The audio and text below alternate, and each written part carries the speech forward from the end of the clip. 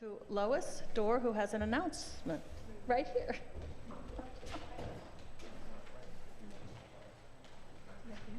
Hi, good morning, everyone. I'm here to invite all of you to a special coffee hour following service, hosted by some of the Family Promise supporters and volunteers from this church. And I'm Lois Dorr, First Parish's coordinator for Family Promise Metro West.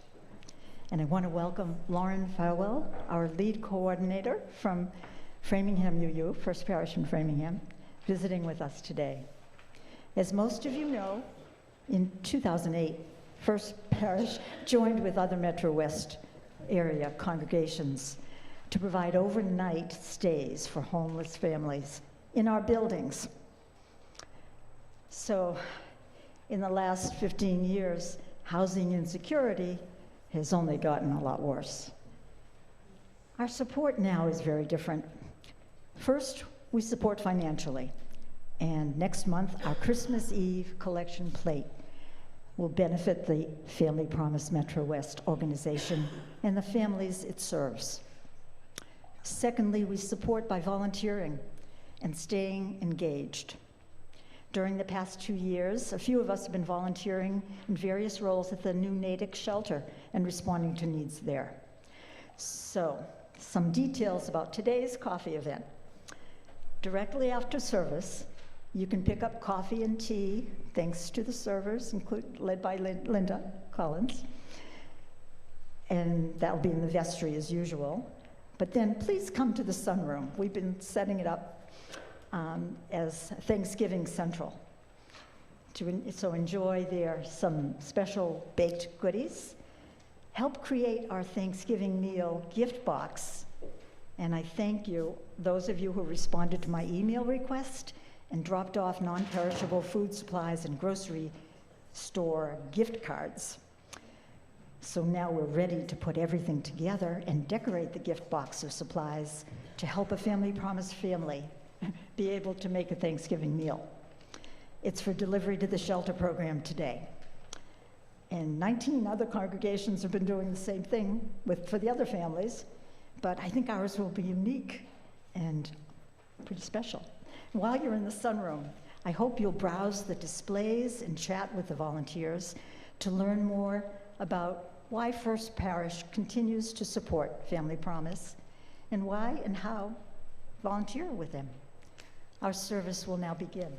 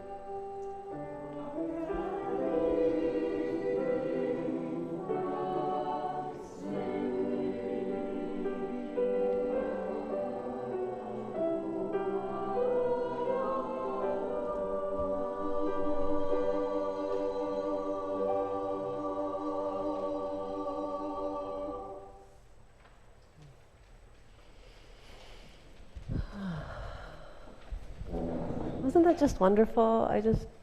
Maybe it just touched me more this morning than in some mornings, but just this thought of us being together just really touched me this morning. That each of you chose to wake up this morning, put on your long johns and your winter hat and all those things to come here. To come here, why? To be together in spirit and to raise our spirits, right? One of the purposes of us coming together is to do that. Life can be hard sometimes, and together we can raise our spirits to help hold all that is in our lives together.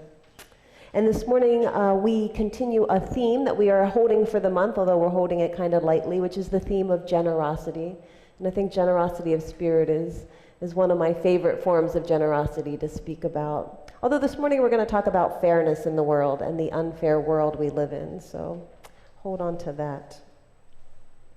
I'm going to begin with some words from one of my favorite poets. It's actually a woman I know well. Her name is Dana Faulds. If you do not know her, I encourage you to find her. This piece she wrote is called Surely This Is Love. Oh, by the way, I'm Reverend Deborah Bennett,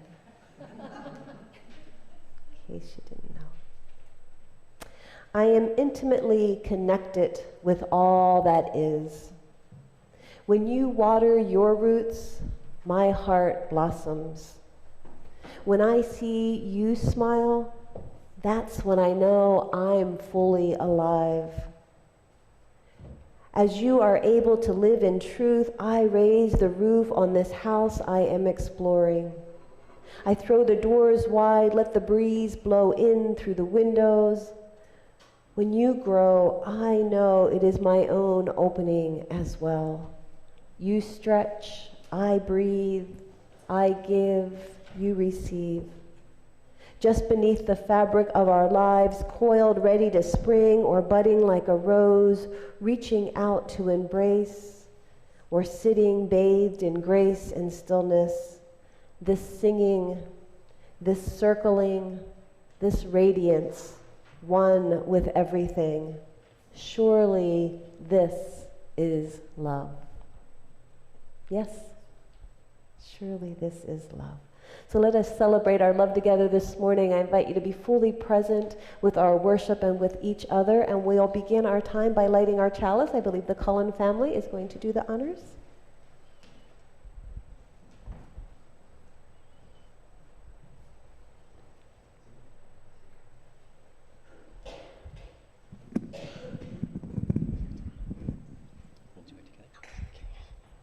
With open minds and loving hearts, we gather together to search for meaning, to care for one another, and to and work together for a better world. For a better world. Thank you. Let's rise our voices and take our turn in singing. Rise in body or spirit as you are able. We're going to go to the teal hymnal for our first hymn. It is 10:08, When Our Heart is in a Holy Place. Please rise.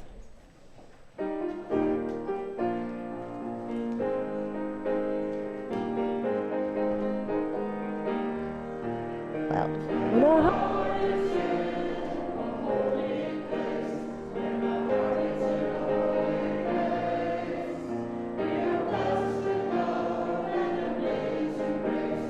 When our heart is in a holy place, when we trust the wisdom and the nature of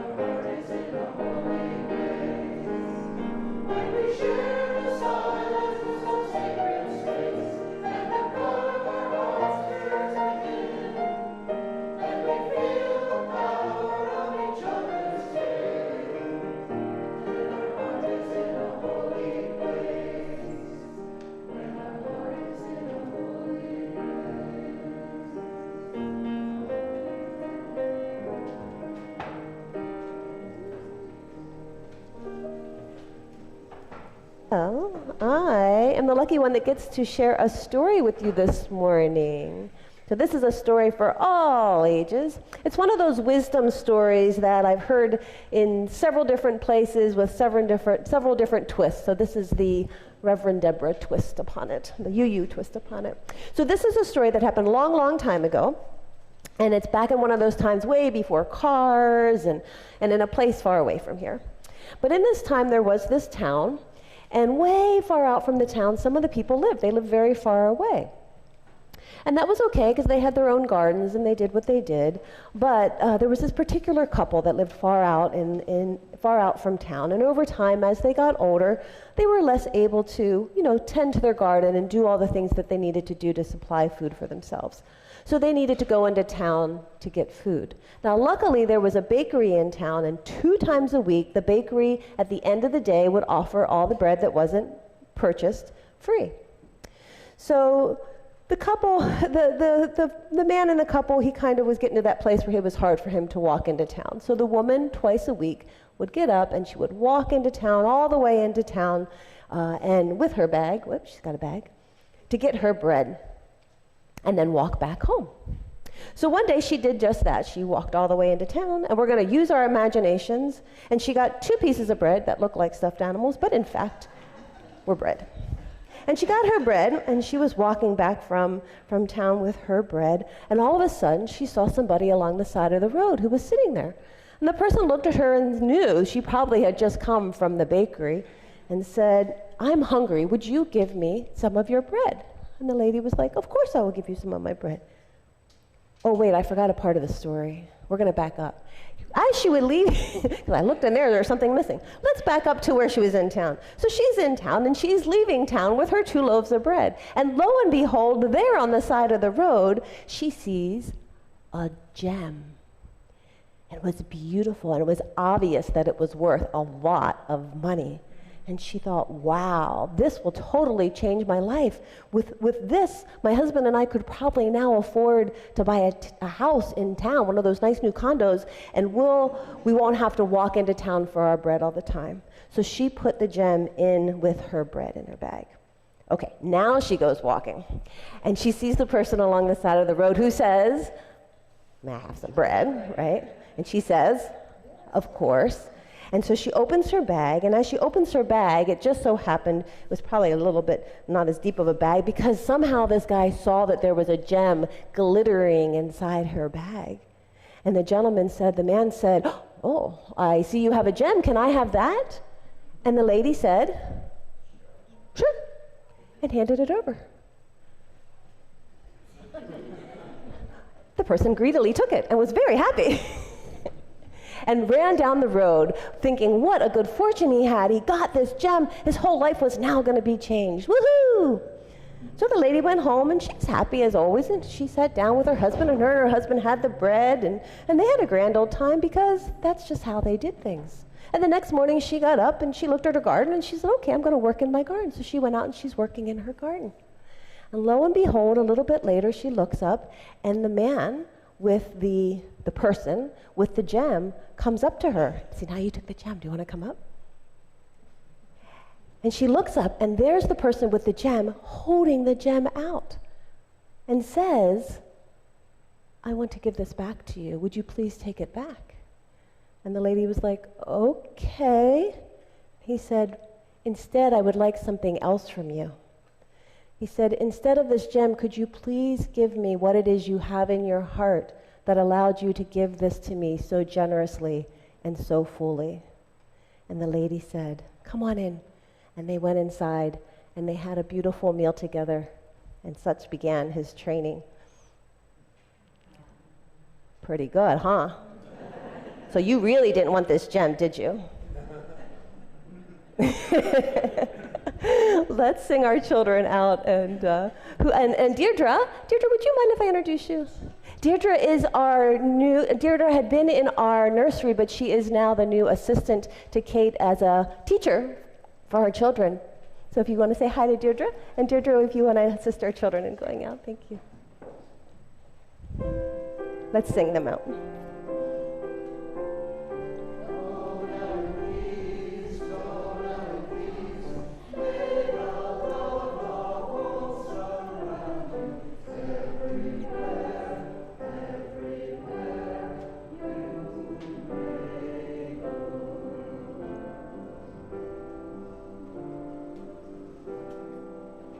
isn't it a nice coincidence that we're going to do our offering right now? Our purpose in this church is to guilt you. No, wait. Our purpose in this church is to encourage you. Our purpose in this church, indeed, is to encourage you to gather together, to grow in heart and in spirit and in mind, and to become generous with each other, compassionately in spirit and in action. So as our collection is taken this morning, we thank you for your generosity. If you would prefer to give online, those little orange things in the pews give you some directions about how to do that. And if this is your first time with us, please let the plate pass as you are our guests. Our offering will now be gratefully received.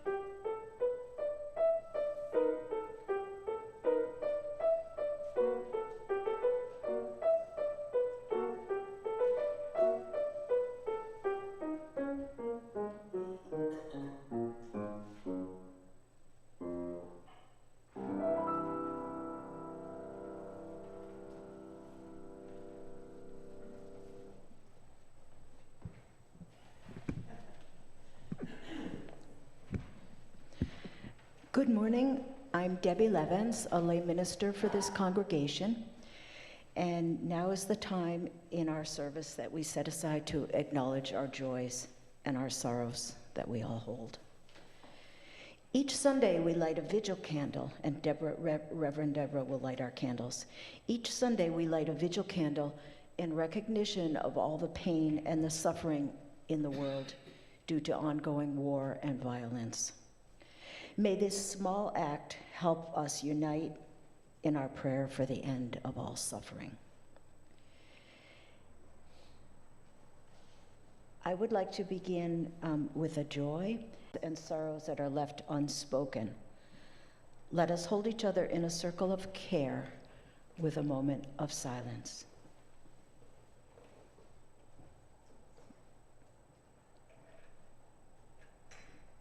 Blessed be.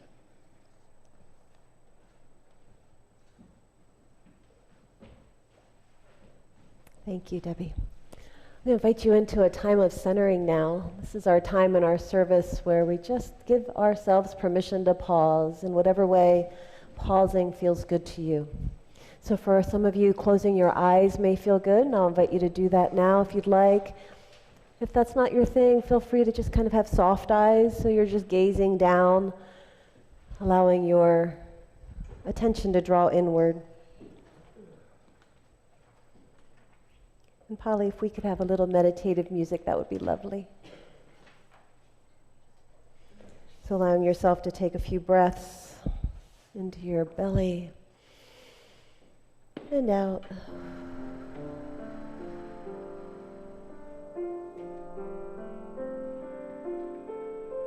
notice how just focusing on the breath can help draw your awareness into your body, into your interior self.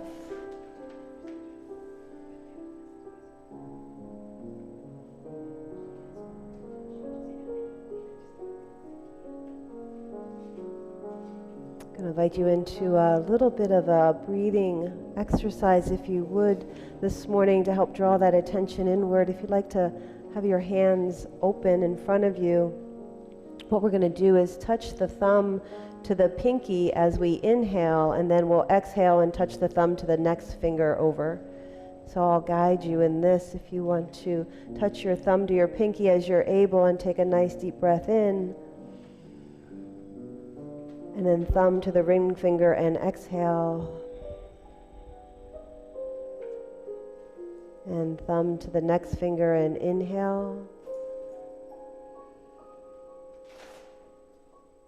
Thumb to the index finger and exhale. We'll do that one more time. Thumb to the pinky, inhale. Thumb to the ring finger, exhale. Thumb to the middle finger, inhale. And then thumb to the index finger, exhale all the air out. And then if you'd like, leave those fingers connected as you settle into your breath. A nice gentle breath.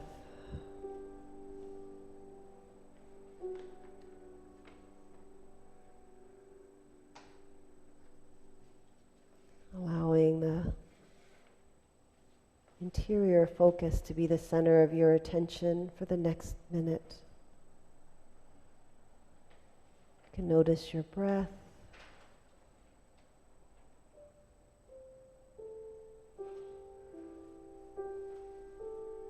And notice how your body feels without trying to change it or make a judgment about it or commentary on it.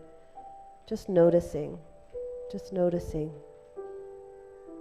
You are an embodied spirit, and notice what that body feels like.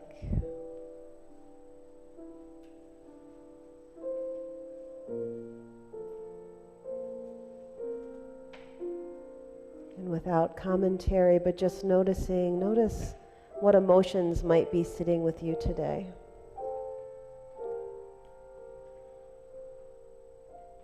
We are beings of body and we are beings of emotion. And again, without pushing any away or making a judgment call, just notice what emotion are you sitting with in this moment.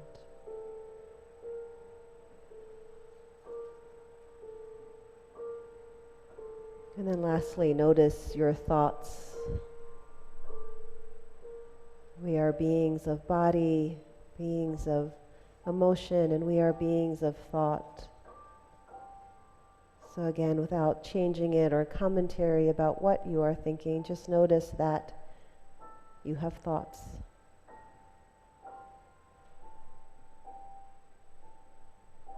We are beings of body, beings of emotion, and beings of thought. And then lastly, just see what else you can notice. Perhaps you'd like to notice the being that was feeling the thoughts, thinking the thoughts, feeling the feelings, and sensing the sensations in the body. That too is you. You are the one that notices the body, notices the emotions, and notices the thoughts.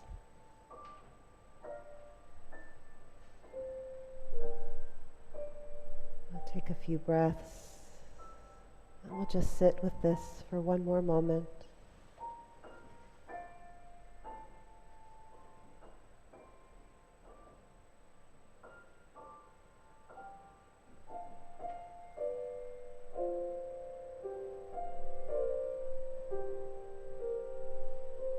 And as you're ready on your next deep inhale in, if your eyes have been closed, I invite you to open your eyes, bring your awareness back into this room, look around, notice the other humans being human right beside you.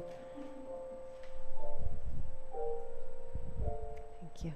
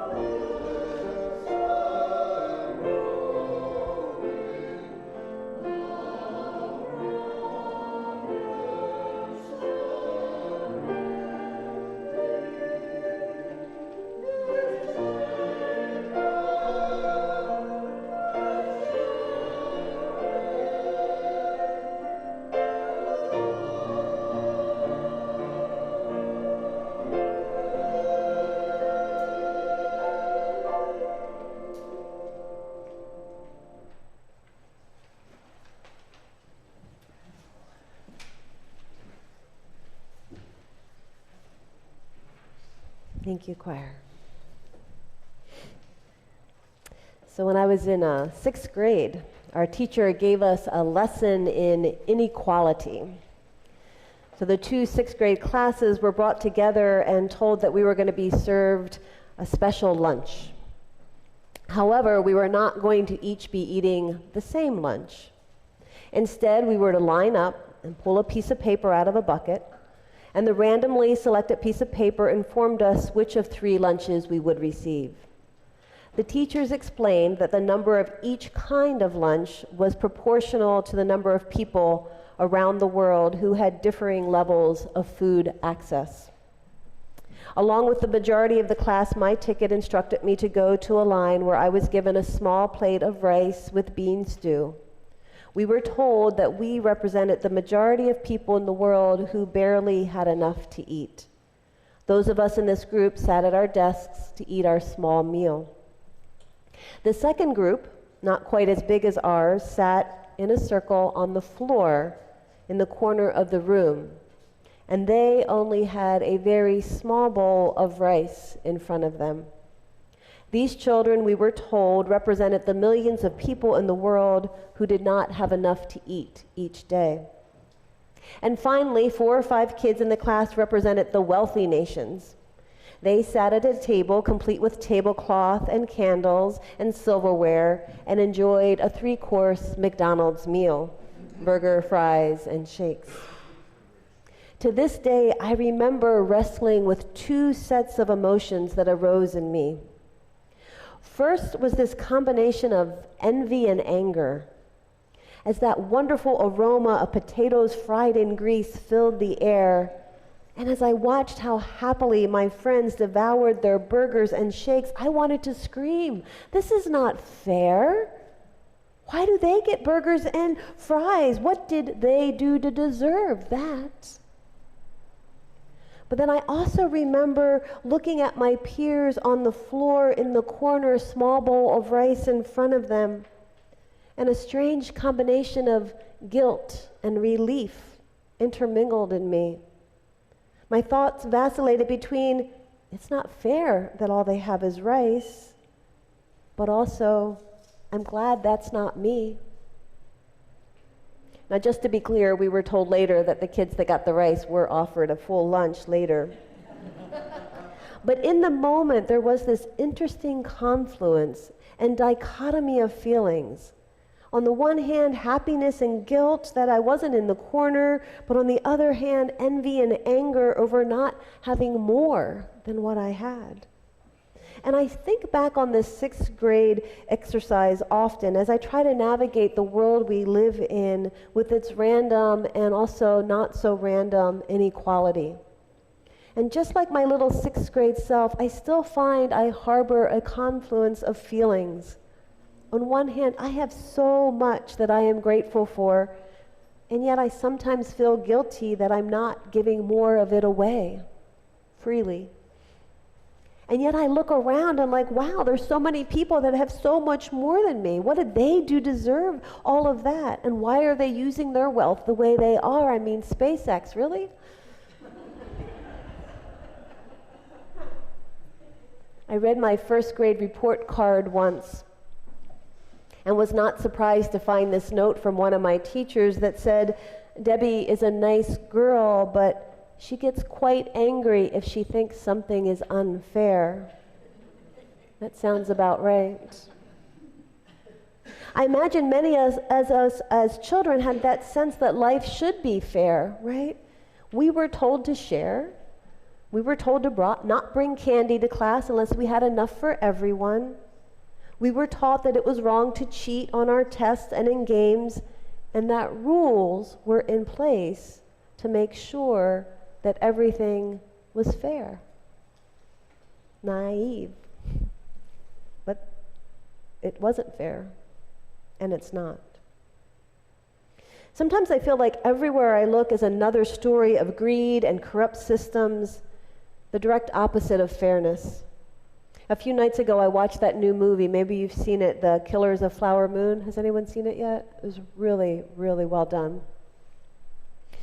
It recounts the true story of how a white businessman, and he self-proclaimed himself as a true friend to the Osage Nation in Oklahoma, orchestrated the brutal murders of numerous members of the tribe in the early 1920s in an effort to take their oil rights.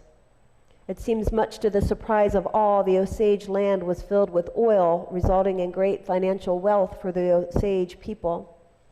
Apparently, many white folk felt that the resulting wealth in these indigenous people that they enjoyed was not fair to them, and they decided it was okay to do whatever they could do to take some of that wealth. It's been 10 years since that infamous defense of affluenza assisted a very affluent 16-year-old from serving time. Does anybody remember this case? No? It assisted him in not serving time for underage drinking and drunk driving, which killed 4 people and injured at least 9 others in Burleson, Texas. Investigators said that the 16-year-old's blood alcohol level was 0.26 at the time of the crash, 3 times the legal limit in Texas. They also said security footage caught him stealing beer from an area Walmart and that he was hosting a party that night. A trial never happened, though, because he did plead guilty to 4 counts of intoxication manslaughter and 2 counts of intoxication assault. However, at sentencing, the teen's high-priced attorneys argued that the teen suffered from affluenza. You heard that right. They felt that the judge should consider this and be lenient on him. Now, I remember hearing this at the time, and I and many others thought that this defense attorney must be just making up this word, affluenza, but indeed it was first popularized in 1997 with a PBS documentary and book called Affluenza, the All-Consuming Epidemic. It defines affluenza as a painful, contagious, socially transmitted condition of overload, debt, anxiety, and waste resulted from the dogged pursuit of more. Affluenza is not in the DSM, by the way. In this case, attorneys argued that the teen, and get this, lacked a moral compass and didn't know right from wrong, and had an inability to understand the potential consequences of his actions due to his family's wealth and his case of affluenza. And so we should be lenient on the poor guy. The prosecution had asked for 20 years of incarceration for his crimes. 4 people died and several people were left paralyzed. But instead, his defense swayed the judge and he was only granted 10 years of probation. Now let's contrast that to the case of Crystal Muniz, another Texas resident. Crystal was 38-year-old Navajo, mother of 2, sentenced to 18 years in federal prison in Fort Worth, Texas, for allegedly being part of a marijuana smuggling ring. She was not actually directly involved in the smuggling, but had only drawn out a map of a road in Big Bend National Park, a place she knew well. She had drawn that on a piece of paper in a notebook and gave it to a few of her friends who were involved in the drug trade. Despite her allegedly small role and having never been caught with drugs herself, she faced a very long sentence due to conspiracy laws in the state. At first, Muniz was considered pleading guilty, which would have triggered a 10-year mandatory minimum. But her lawyer cautioned her that she could get 30 to life if she pled guilty, and she lost the right to appeal. So she took her chances at trial, but she lost. She ended up being in prison for 12 years. 2 years longer than the affluenza boy's probation for killing 4 people. Crystal had an infant and was pregnant during her trial and delivered her second daughter in federal prison. And I have to wonder about the fate of her and her children if her lawyer had only pled affluenza as the cause. Our judicial system is not fair, and it infuriates me, as I'm sure it does you. I feel viscerally sick when I hear stories like this, not because just of that one story, but because I know this is just one of so many stories. Over and over and over again, we read stories like this. So what are we to do? That's a small question for a 20-minute sermon. Well, first and foremost, for those of us that have the capacity and skill to move the needle on laws and criminal processes, getting politically involved is vital. And I thank any of you that do that work. For those that can't directly do that work of change, it's still incumbent of us to be voters, right? To make sure our politicians do not support inequitable policies. We can sign petitions that come around for people like Crystal to show our support. And we need to stand up for inequality wherever we find it and do that work out in the world. It's also ours to educate ourselves and become both involved, both nationally and also locally, across multiple areas of justice and equality. There is power in knowledge, and often it's under the cover of secrecy that these inequities and these policies exist. After service today, Lois Dewar and others will be getting us up to speed on the work of Family Promise, and that's another way, being locally involved in these kind of activities. But in addition to that big work in the world, which is so vital, today I also want to lift up some of the smaller ways I think we can use to counter inequality.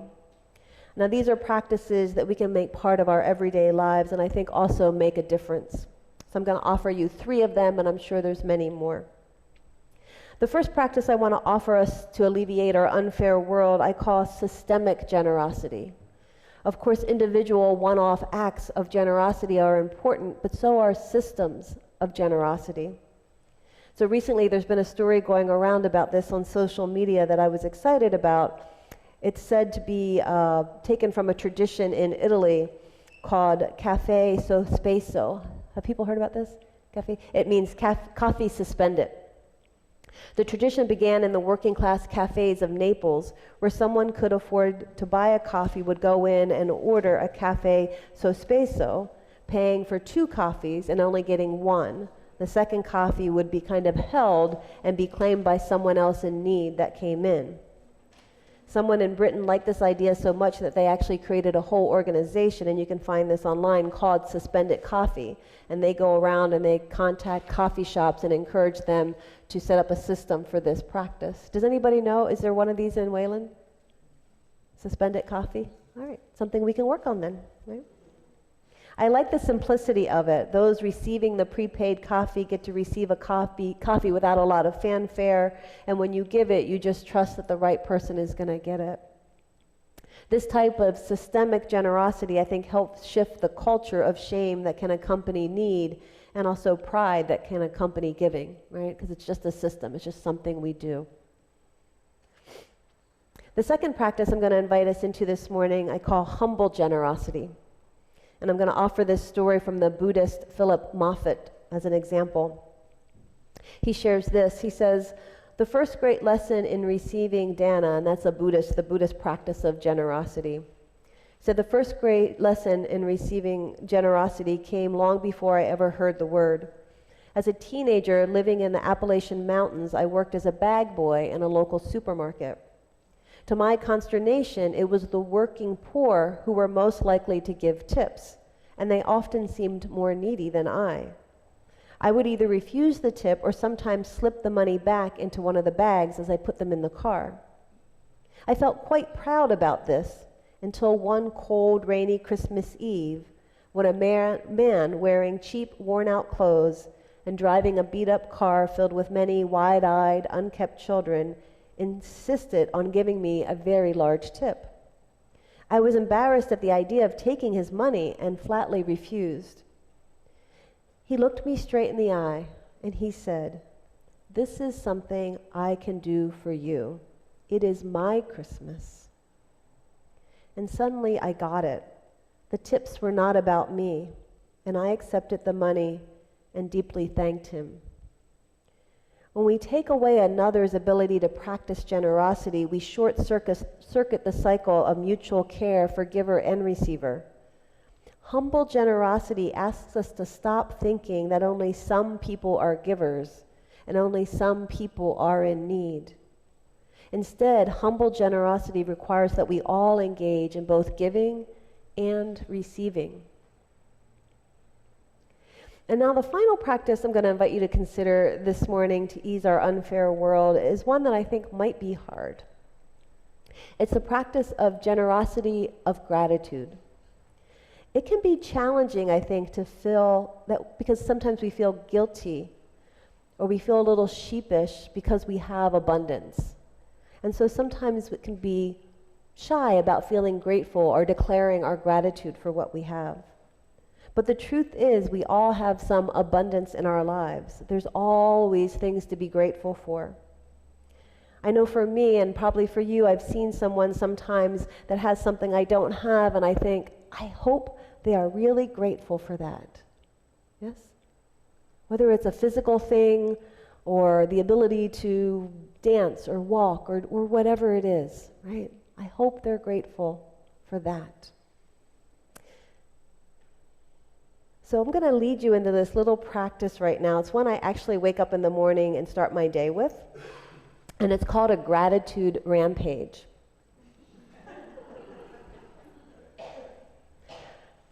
And I'm going to ask you, as you're able, if you'd like to stand up for this practice, because I'm going to invite you to do this with me. And I know that participatory worship is not a New England Unitarian go-to preferred way of worship. I understand. You can write me a note about it, but I also understand. But let's just try this. So I have a couple more things to say, but let's practice this rampage. So I'm going to invite you to stand up, and I'm going to start, and then I'm going to invite you to join in the fun, okay? So we're just going to stand here. And you're going to have to speak up loud because you don't have a mic, and I have a mic. I am so grateful for the ability to have walked down those steps in this moment very freely. I'm very grateful for the warmth in this room. I'm very grateful for the ability to breathe fully this morning. I'm very grateful for my drive here this morning, that it was event-free. I'm listening. People can start to join in. I'm grateful for popcorn. Just keep it going. Keep it going. Keep it going. What else? What else? Say it out loud. Say something out loud. What are you grateful for? You people have so much. What are you grateful for? We got great-granddaughters. What else? Anybody grateful for your nice house you live in? I want to hear you say the things you're grateful for. Go ahead. Yeah. Yeah. Yeah. Yeah. Yeah. Yeah. Yeah. We can go on and on and on. I invite you to wake up every morning and before you get out of bed, say, I am grateful for, and go on a gratitude rampage. Anytime in your life where you're feeling a little down, just take a moment and go on a gratitude rampage. Do you feel even just that little bit of a shift? Were you a little sheepish at first to say, well, am I allowed to say that I'm grateful for that? But you are. Because everything that we have that someone else may wish they have, they don't want us to not have it. They want us to be grateful for what we have, right? And to be able to share freely as we are able. You may be seated. Thank you for sharing in that, and I do encourage that as a practice. But now I have some final words of wisdom on equity and generosity. I'm going to turn to something I saw. It's a viral TikTok video. It's from an unidentified man, but it has lots of wisdom. Are you ready? He says this. The video picks up with him recounting a story. He says, I am an 83-year-old man. Some of you relate? All right. I was at a McDonald's drive-thru the other morning. The young lady behind me leaned on her horn and started mouthing some ugly things because I was taking too long to place my order. So when I got to the first window, I paid for her order along with my own. The cashier looked embarrassed that I had repaid the woman's rudeness with kindness. When I got to the second window to pick up my food, I showed the server both receipts, and I took her food too.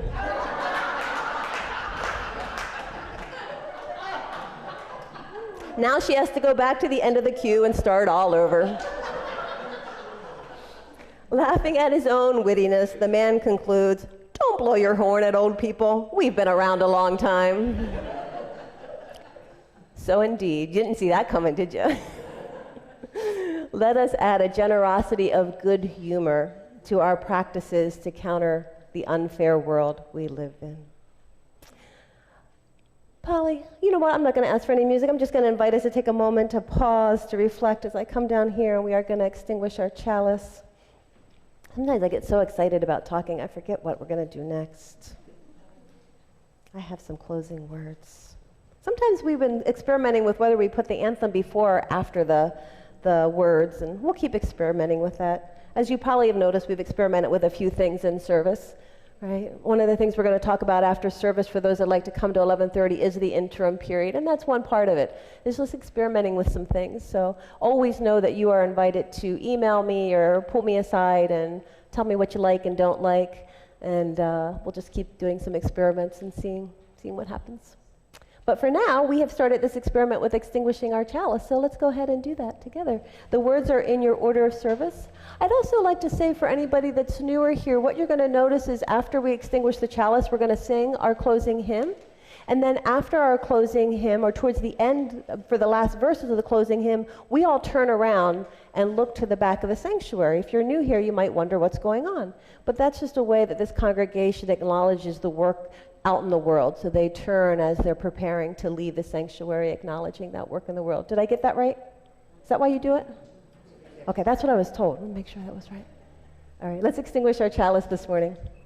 We extinguish this flame, but not the light of truth, the warmth of community, or the fire of commitment. These we carry in our hearts and out into the world until we are together again. Polly, we are having a round, are we not? It doesn't appear to be around.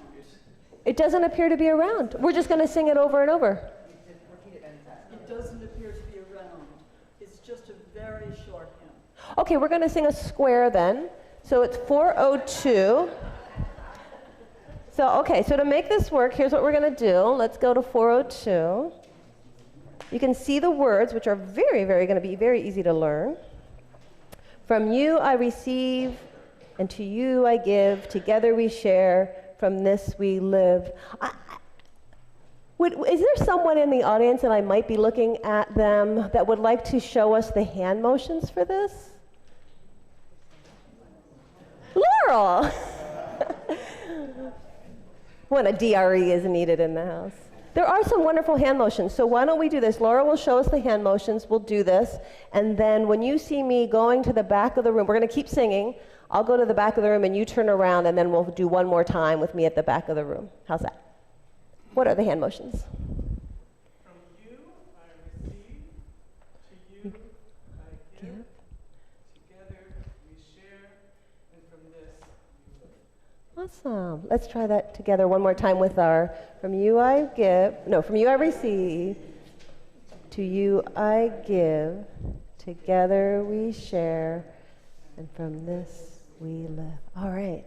Polly, you want to lead us in some music?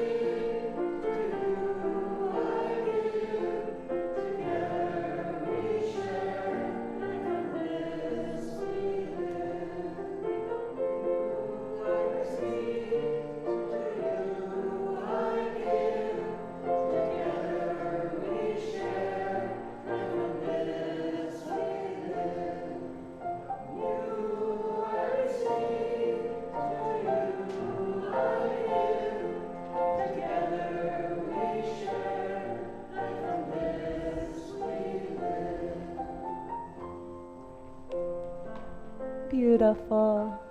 Thank you. Thank you for being so gracious. This is a really wonderful, gracious congregation. I felt so welcomed in terms of okay, let's try that. You're all good. Thank you.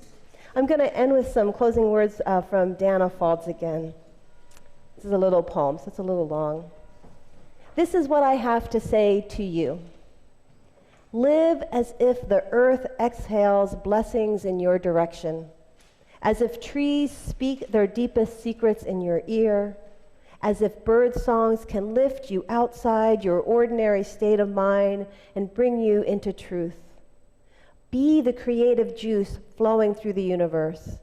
Be compassion in action and wholeness in motion. Be silence and stillness, the ocean of love so palpable that not one cell of you disputes the truth that you are love.